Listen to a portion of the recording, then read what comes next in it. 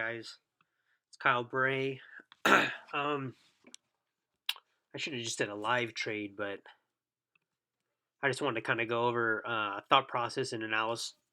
So I've been using my 1450 EMAs a lot more lately, rather than just my bare naked charts. The reason is because of Confluence, and if you guys have questions on like which EMAs you should use, I definitely recommend the 14 EMA, and it's exponential, always exponential, and the 50 EMA. These EMAs, the reason why, what I've been taught about EMAs is the 14 EMA. This is the estimated time so many days ago, right? So many candles ago, and the 50 EMA. These are only a short amount of period back in time. So shorter back in time, more accurate, right? Because there's nothing more accurate than price right now. So this is why price action always wins, because price action is watching what the price is doing right now. It's price right now. So a naked chart will always be just stronger than, like if you add a bunch of EMAs on your screen, Bollinger Bands, all kinds of stuff, like it's going to confuse you. But if you just had bare naked charts and you're just learning that way, you're obviously going to learn the best. But I've been using my 1450 EMAs a lot more for Confluence, and they are absolutely beautiful. As you can see, like how the 14 EMA gets respected so nicely when we're in Confluence, right? Once we have a cross, right? Respects. So, anyways, um, I'm recording this video for you because I just wanted to walk you through, because you guys know how I trade, right? You guys know I like trading around the 4 hour time frame, right? So I didn't trade this morning, and I was waiting for 10 o'clock. I missed an opportunity on USD Jappy this morning that I liked and I would have taken, but I just wasn't paying attention. So, anyways, I just said, okay, I'm gonna wait till 10. So I was waiting till 10. I started going around the different pairs, all my usual pairs. I looked up Euro Jappy, Euro USD, USD Jappy, GB. I didn't like the stuff. I didn't like what I was seeing. And I said, well, I've never traded USD CHF. Let me go check out what USD CHF was doing. And USD CHF closed. You guys will see on my Instagram. It closed like this. So the new 4 hours opening here. I was like, oh, that's a perfect setup. Let me look at the 15-minute. Let's see what the 15-minute did. Oh, perfect. So guess where my sell entries were? Bingo, right here. Why? Because look at where 10 a.m. is. This is the next candle, right? So we know that these 4 hour candles make pushes usually at the beginning of the candle, right? So you can obviously see how much respect is going on here when we have, right, the higher high, right, lower low. We broke support here, minor support, lower high again, another lower low, right? And then what do we do? Another lower high, came back down. What do we got again? Another lower low, right? And what do we got again? Another lower high, right? So, when price is in confluence, we're going to be having lower highs and lower lows.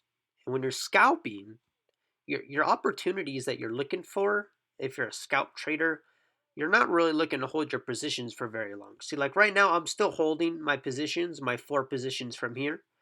Um, but as a scalper, my rule is having 10 pips, right? So for my entries, going down, I'm usually in and out at 10 pips.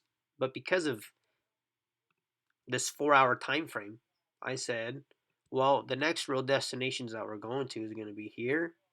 It kind of respected that zone. It looks like it almost tapped it, right? It hasn't quite touched it yet.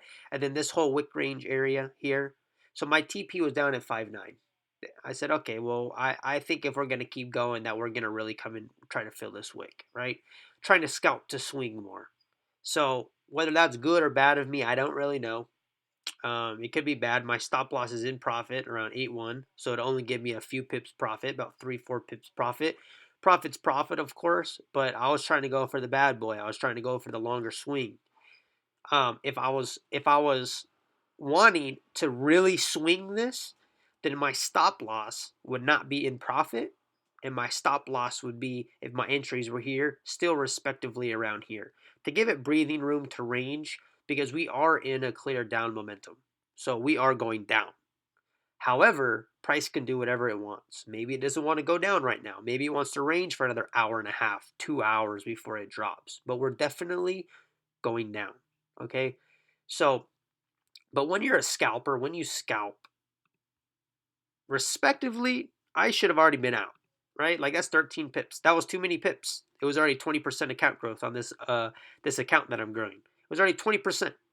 Now, of course, my percentage is much lower, right? Because now I'm only a few pips in profit, not 13 pips in profit. 13 pips is a lot better than, 7, 8 pips. Let me see how many other pips if it won't grab it down here because I got this little guy, right?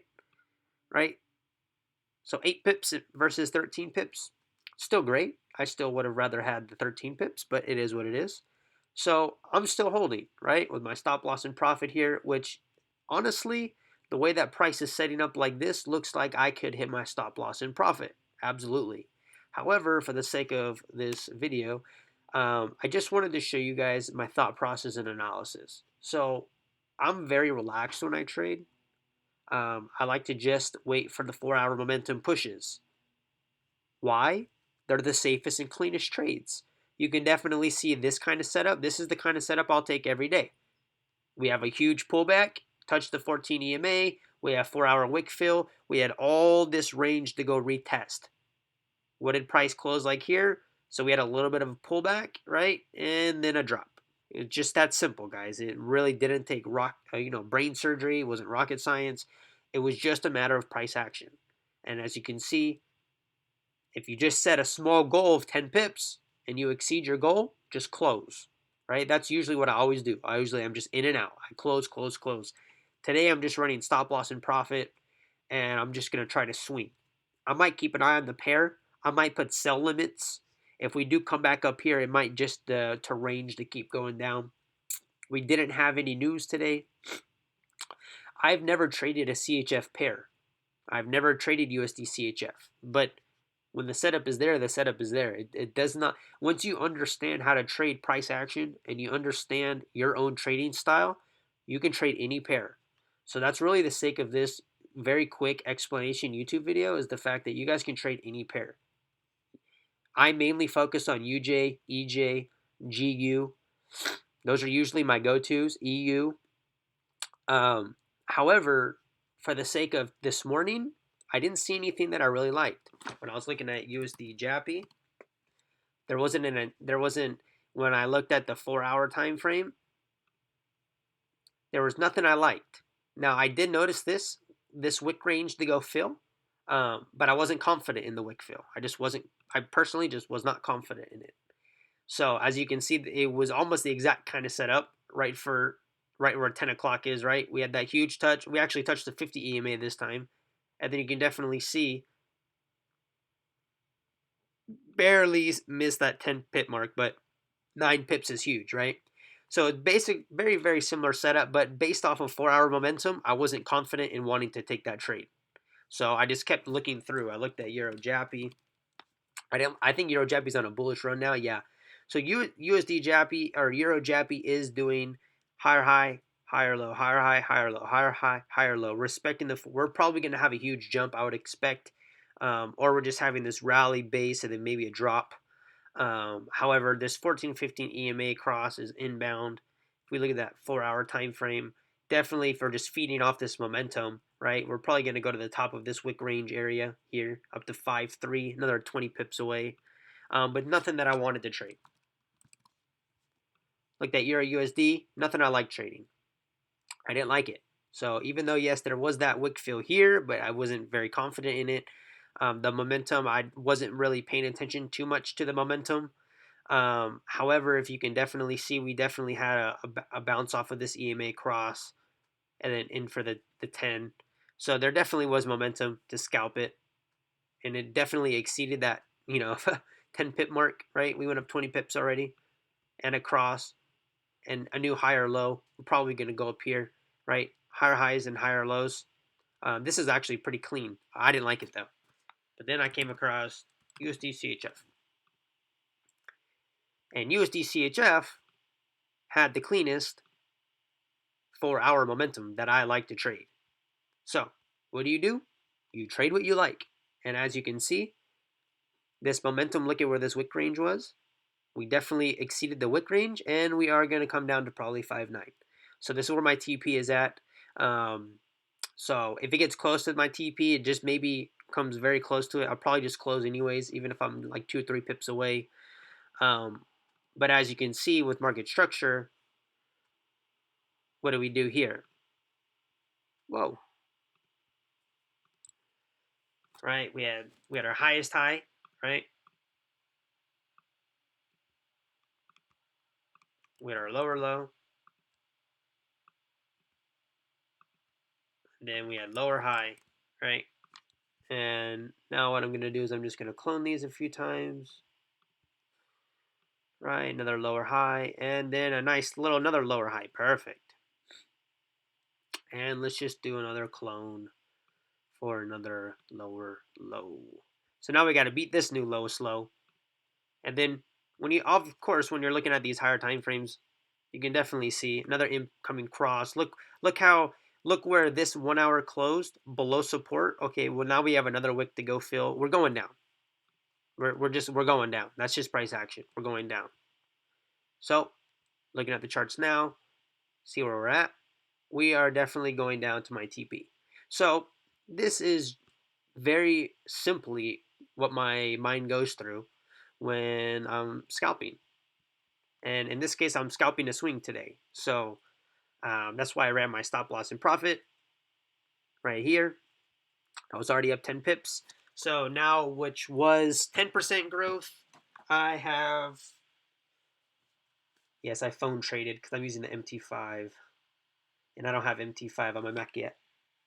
Now I have 20% growth. So back to, oh yeah, because I'm right around the same area. So it is 20% growth again.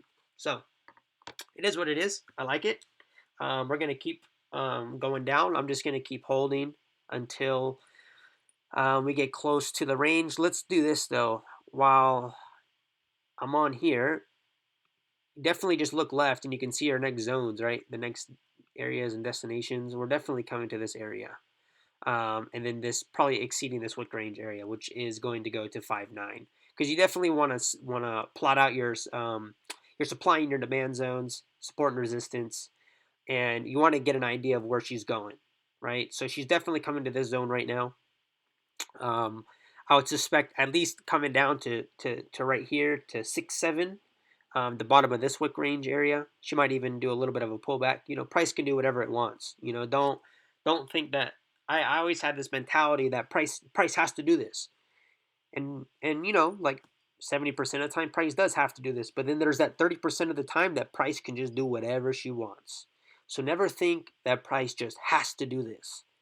So today I said, well, price has to come down, and it was true because price closed right on support. We have a wick to go fill. The momentum is bearish. So yes, price does have to go down, but price still could have came way up here, could have left a big old wick. Price could have done whatever it wanted before it was ready to drop. Always something to consider that price has its own personality, right? The charts have their own personality. So you're trading against yourself, not against the charts. Just move with the trend. The trend is your friend. I'm going to write that. The trend is your friend. I think I write that quite a bit, actually. The trend is your friend. I'm going to make that the title of this YouTube video. The trend is your friend. Anyways, guys, this is a very quick, short video. I think it was like 15 minutes long. Thanks for watching.